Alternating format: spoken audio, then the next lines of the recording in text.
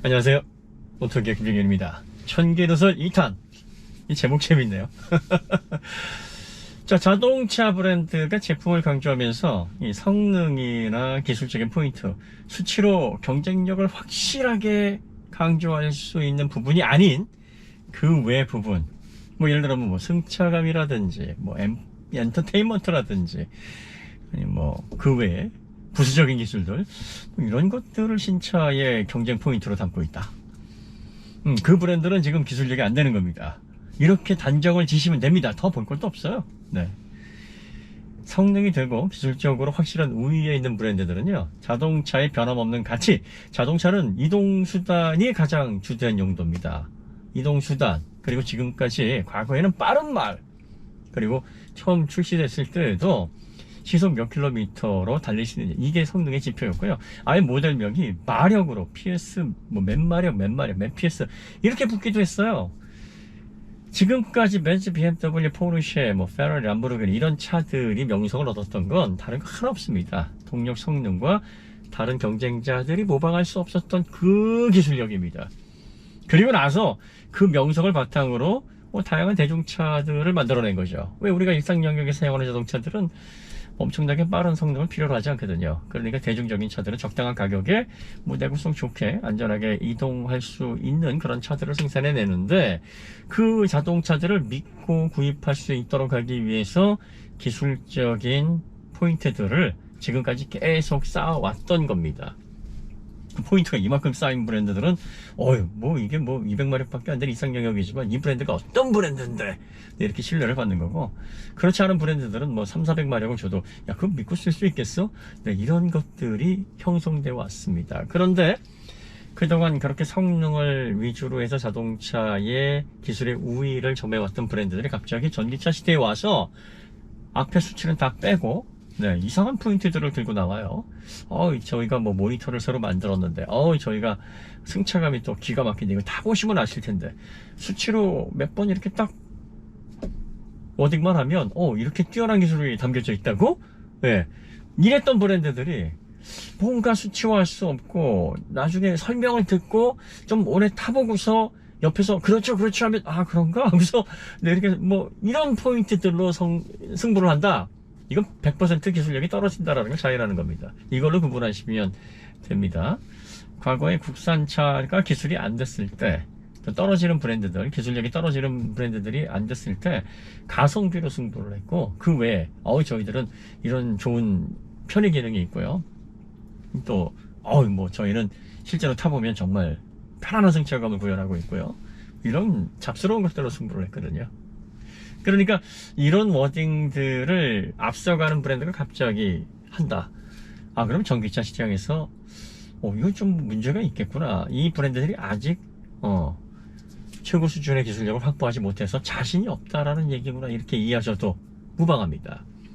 자, 그 다음에 또 주의하셔야 될 거, 두 번째, 전기차와 내연차는 동일합니다. 이렇게 얘기를 한다면 이 제조사 역시 문제가 있는 겁니다. 전기차 시대에 누구도 따라올 수 없는 그런 기술력으로 앞서가는 브랜드들은 절대로 그렇게 얘기를 하지 않습니다. 그 브랜드 이렇게 얘기합니다. 전기차요? 전혀 새롭죠. 이제 새로운 모빌리티로 자동차의 개념, 패러다임이 바뀝니다. 새로운 시대에 맞는 새로운 가치의 자동차로 고객님들에게 보다 앞선 그런 상품성을 제공하겠습니다. 기대하십시오. 이렇게 얘기를 하지, 내연차는 똑같습니다. 뭐가 달라요? 아니에요. 이렇게 얘기하는 브랜드들은 저희가 전기차 시대에 뭔가 새로운 걸 보여드리거나 경쟁사를 압도할 만한 포인트가 없기 때문에, 예전에 우리가 잘했던 내연차의 그 분위기 그대로, 그 포인트 그대로 우리를 봐주시면 실망하지 않으실 겁니다. 왜? 예전에 내연차 만들듯이 전기차 만들었으니까 전기 모터와 배터리만 바뀐 그 상태로 이용하실 수 있으실 거예요 라고 읍소를 하는 겁니다. 어떤 분들은 그래요. 이동수단이지 않냐? 목적성은 같지 않냐? 그 목적을 이루는 과정과 또 그걸로 인해서 얻게 되는 소비자들의 경험의 확장이 비교할 수가 없어요. 피처폰과 스마트폰의 차이, 같은 통신기기입니까? 같아요? 아닙니다. 그 기술이 구현되는 그 안에 담겨져 있는 기술도 다르고 소프트웨어 제어도 다르고 소비자들이 그걸로 인해 얻을 수 있는 것이 완벽하게 다릅니다. 필름 카메라, 디지털 카메라, 사진을 멋지게 찍어내는 촬영 도구입니다. 같습니까? 빛을 감광해서 필름에 담아서 현상하는 것과 이미지 센서를 통해서 편리하게 그리고 더 후보정이 더 편안하게 사진을 찍는 과정들이 필름 카메라 완전히 다른 방식으로 출력을 하는 디지털 카메라 다릅니다. 결과 목적성이 같다고 해서 그것을 구현하고 결과를 내는 과정은 완벽하게 다르고 그 안에 담겨져 있는 기술도 전혀 다릅니다. 그렇기 때문에 피처폰 잘 만들던 회사, 필름 카메라 잘 만들던 회사 다 어떻게 됐습니까? 네, 그렇게 되는 겁니다. 내연차, 전기차 완벽하게 다릅니다. 내연차는 기계장치예요. 전기차는 전기전자를 통해서 소프트웨어로 제어가 되는, 말하자면 전자제품 같은 IT에 더 가까운 전혀 다른 동력원입니다. 자, 이게 물리적으로 지면에서 안정감 있게 가야 되니까 기계장치와 전자장비가 그야말로 컨버전스가 되는 새로운 형태의 자동차입니다. 그러면 주는 뭐예요? 자동차에서 주는 뭡니까?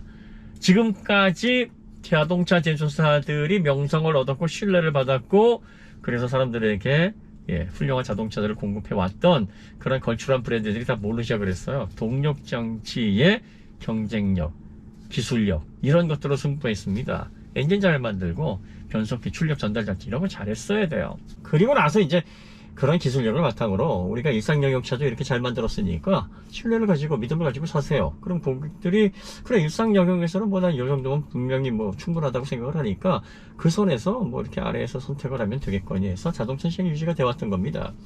자, 이제 전기차 시장은요, 처음 출발하는 출발선상에 있고요. 아직까지 전기차 시장이 태동한 지 10년 정도밖에 되지는 않았습니다. 그리고 본격적으로 제조사들이 경쟁에 참여한 게 이제 한 4, 5년 됐을 겁니다. 자, 이렇게 출발선상에서 전기차의 파워트레인의 기술력은 대단히 중요한 요소입니다. 앞으로 어떤 제조사가 전기차 시장을 이끌어 나갈 것이고 차세대 모빌리티 시장에서 주역이 될 것인지를 판가름하는 가장 성능 시험대에서 지금 구별이 되고 있는 그런 굉장히 중요한 시기입니다. 이런 시기에서 성능 무용론, 또 기술 무용론, 자동차가 뭐가 내연차나 전기차가 뭐가 달라 하면서 소비자들에게 마치 전기 자동차를 전기모터와 배터리만 바뀐 확장형 자동차식으로 인식하려고 하는 그 기업들의 워딩은 우리가 여러분들에게 앞으로 전기차 시대에 드릴 수 있는 게 많지 않습니다 라고 스스로 공표하는 거와 같습니다. 그리고 자꾸 이런 기업들은요, 수치화할 수 없는 것으로 소비자들의 시선을 자꾸 돌립니다. 승차감 같은 거, 시트 구조 같은 거, 뭐 잡스러운 소프트웨어, 모니터, 엔터테인먼트 이런 거 주목하라 그래요. 왠지 아세요? 이런 게 일상 영역에서는 여러분들에게 더 중요합니다. 막 이렇게 설득을 하려고 합니다. 왜냐면은 이런 거 강조하지 않으면 소비자들이 앞선 기술력을 가지고 있는 테슬라와 같은 그런 기업들이 4개 숫자로 그냥 압살을 해버립니다. 이거 출력 얼마예요? 뭐 배터리로 주행거리 얼마입니다. 뭐 제로백 얼마입니다. 뭐 가격 얼마예요? 요 네 가지 숫자면 됩니다. 이게 1000마력이 넘어가는데 가격이 2억이 안 되고 뭐 제로백이 2.1초고 이 주행거리가 그런데 이렇게 많이 나와? 여기에 뭐가 담겨져 있는지 아세요? 이 차를 가져다가 맨날 제로백 2초로 달리십시오. 이 차는 1000마력 다 쓰십시오. 이게 아닙니다.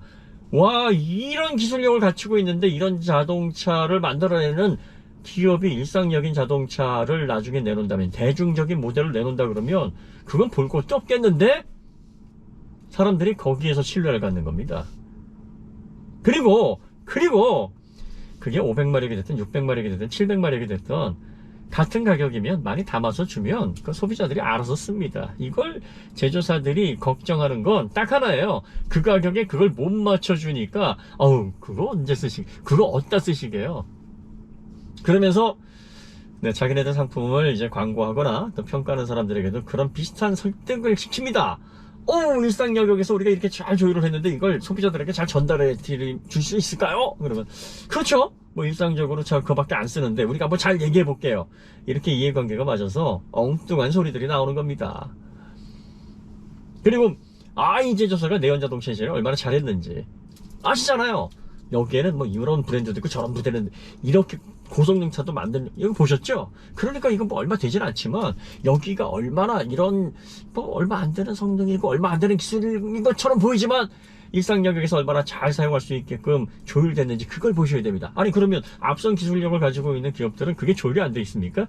승차감으로 승부하면 앞선 기술력을 가지고 있는 그런 좋은 성능을 더 저렴한 가격에 지불하는 그런 제조사들은 승차감이 뭐 쓰레기고 편의장치들은 다 못 써가지고 야 이게 자동차냐 하고서 막 고개를 절레절레 흔들 수준인가요? 이런 것들은 주관적인 평가로 인해서 그냥 평가하는 사람이 그냥 대충 그렇습니다 하고 우길 수가 있는 부분들인데, 그러니까 전달하기가 좋아요. 그런데 수치는 아니에요. 수치는 이게 왜 출력이 떨어지지? 이게 왜 기술적으로 여기는 되는데 여기는 안 되지? 충전 속도는 이게 왜 느리지? 뭐 V2L 같은 기능은 여긴 왜 없지? 소프트웨어는 왜 이 모양이지? 왜 커넥티드 같은 게 안 되지? 대답할 수가 없어요. 이런 것들은 이건 어떻게 대답할 겁니까? 이거는 제 생각에는 말이죠, 없어도 이렇게밖에 얘기할 수밖에 없는 거예요. 그러니까 그 외의 것을 자꾸 부각시키면서 자동차가 이전에 내연차와 전기차가 다르지 않다라는 엉뚱한 생각으로 자꾸 소비자들의 눈을 돌리려고 하는 겁니다. 여기에 넘어가시면 안 돼요. 그리고 지금의 전기차 시대가 이제 곧 대중화가 될 겁니다. 초기 시장에는요, 성능 경쟁 너무나 당연한 거예요. PC가 처음 등장했을 때 클럭 경쟁 하듯이, 또 디지털 카메라 화소 전쟁 하듯이, 지금은 전기차가 출력 경쟁하는 거, 기술 경쟁하는 거 너무나 당연합니다. 이 기술 경쟁을 통해서 옥석을 가려내고 앞서가는 브랜드가 이제 결판이 날 겁니다. 그러면 이제 그 결판 난 브랜드들 앞서가서 정말 이제 새로운 포스트 자동차 시대에 새로운 벤츠의 자리에 들어갈, BMW, 포르쉐의 자리에 들어갈, 지금까지 영광을 누렸던, 왕관을 썼던 그런 자들에게서 이제 옮겨져서 새로운 왕자에 오를 브랜드에서 이제 일상 여경에 잘 투닝된 적절한 가격대의 자동차들이 쏟아져 나올 겁니다. 그거는 뭐 앞으로 계속 그렇게 나올 거예요. 그러니까 벌써부터 기술력도 되지도 않고 뭘 해놓은 것도 없는데 나중에 대중화돼가지고 이렇게 성숙된 기술로 일상 영역에서 잘 쓸 수 있을 만큼 조율을 잘했습니다. 그 단계까지 벌써부터 갈 생각을 하지 마세요. 기술부터 챙기시라니까. 기술부터 안 되는, 아니 지금 발등에 불이 떨어져가지고 경쟁에서 살아남을까 말까, 기술력도 지금 수치가 다 떨어지는 그런 주제에 무슨 최적화를 벌써 생각을 하고 있어. 최적화는 기술부터 챙기고 나서 하라고요, 이 사람들아. 그러니까 이렇게 기술의 본질에 대해서 우리가 명확한 기술을 안 갖게 되면, 항상 제가 얘기하죠, 새지역 바닥에 놀아나게 된다니까요. 그렇다고 하면 어떻게 합니까? 그거를 억지로 그렇게 하지 마십시오라고 끄집어낼 수도 없고 본인이 결정하시는 문제인데, 다시 한번 얘기 드리지만 기업은요, 자기네들 불리한 얘기는 안 합니다. 유리한 얘기들만 해요. 그리고 자기들이 불리한 얘기들은 자꾸 아니라고, 그게 중요하지 않은 거라고 엉뚱한 쪽으로 자기네들이 그래도 기술적인 포인트라든지 뭔가 경쟁력 있는 포인트로 시선을 돌릴 수 있는 부분에 자꾸 주의를 환기시키려고 합니다. 그러니까 기조를 딱 설정해 놓고 정말로 초기시장, 전기차 시장에서 앞으로 중요한 건 뭐냐? 초기시장에서는 성능 경쟁에서 승리하는 기업이어야 합니다. 그리고 자동차는요, 내연차와 전기차가 완전히 달라요. 피처폰과 스마트폰, 필름 카메라와 디지털 카메라, 그 차이보다 더 커요. 왜? 이거보다 부품 수가 훨씬 더 많습니다. 그렇잖아요. 더 복합적이고 자본 집약적이고 기술 집약적인 산업의 끝판 대장이 자동차인데, 이게 가장 중요한 심장이 바뀝니다. 폐가 바뀌어요. 안에 장기가 다 바뀝니다. 근데 어떻게 똑같은 사람일 수 있어요? 달라요. 다릅니다. 그렇기 때문에 지금 내연 자동차 기존의 모든 업체들의 시총을 다 합친 그 시총의 결과값이 뭡니까? 테슬라예요. 뭐가 이렇게 대단해서. 테슬라가 승차감도 그지 같더만, 단차도 그렇게 그지 같더만, 그게 프라모델이 이제 찹니까? 그런데 왜 그런 현상이 벌어집니까? 이게 해답이에요. 이게 앞으로 전기차의 방향이고, 이게 우리가 놓치지 말아야 될 키포인트입니다. 살 다 발라먹고 서둘러 가지고 장사하는 그 수법에 넘어가지 마세요. 그리고 물론 그렇다고 해서 독일차라든지 뭐 그 외 기술력이 안 되는 차야 뭐 이런 자동차들을 선택하는 게 잘못됐다, 그거는 바보 같은 이걸 얘기하는 게 아닙니다. 뭐 내가 원하면 내 목적성에 맞고 환경에 맞으면 선택할 수 있어요. 하지만 산업 전반의 흐름과 앞으로의 시장의 방향성을 판단할 때, 그리고 또 기업 간의 경쟁력을 판단할 때 기술력, 그리고 전기차에서 가장 중요한 핵심, 이 포인트를 놓치면 뒤죽박죽 되는 거예요. 그러면 목소리 큰 놈이 이기는 아주 혼란의 도가니탕이 되는 겁니다. 목소리 큰 사람이 이기는 건 시장판에서나 통하는 거고, 자동차와 같은 종합적인 공학적인 베이스를 통해서 우리가 앞으로 미래 시장, 그리고 또 산업 전반에 엄청난 영향을 미치는 이런 기술 집약적 부분에서는 우리가 목소리를 사용하는 게 아니라 지성을 사용해야 됩니다. 그렇지 않습니까? 그래서 천개로솔 2탄 기술력으로 수치화하시고 경쟁에서 분명한 우위를 드러낼 수 있는 부분에서 자꾸 모호한, 그리고 뭔가 설득에 의해서 긴가민가 할 수 있는 그런 잡스러운 그런 부분에 주의를 돌리려고 하는 브랜드는 조심하라.